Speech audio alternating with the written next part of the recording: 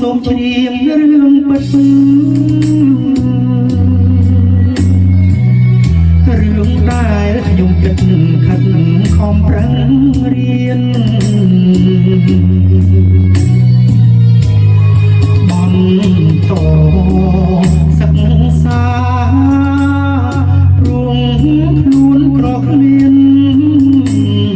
ជីវិតខំរៀនទើបបានធូរស្បើយកាយរៀងទាំងធំភូមិធ្លាប់លំបាធ្លាប់រុំតបយ៉ាងតស៊ូពុំពីកងចាក់តូចមួយឆ្លងក្រុមគ្រីទៅមិនរញរីដើម្បី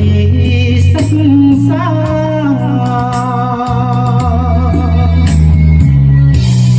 ជីវិតខ្លាំងប្រាក្រោយច្រើនឆ្នាំខែបាញ់ចប់បាំងរញ្ញា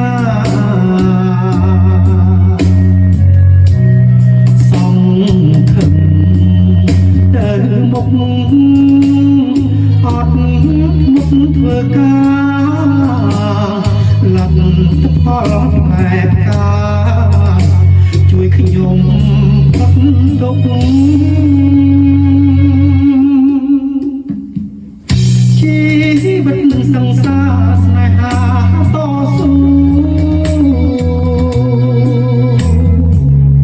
ប្រឹងជាគំរូដល់កូនប្រុសស្រីសងបានសិក្សាជីវិតប្រព្រៃការងារជោគជ័យមានន័យគ្រប់គ្រា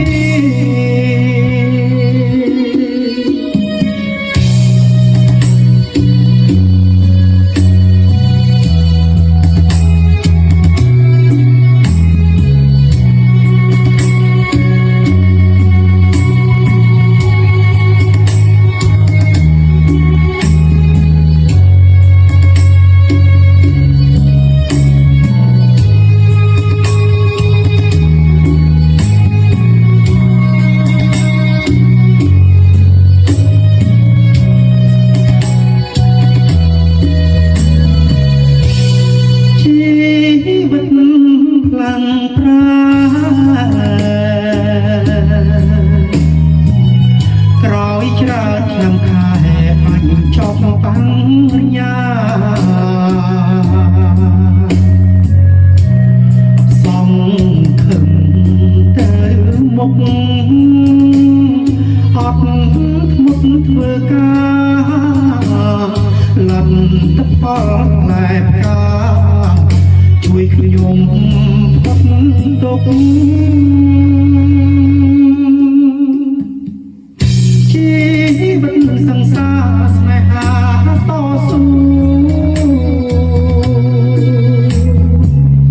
ប្រឹងជាគំរូ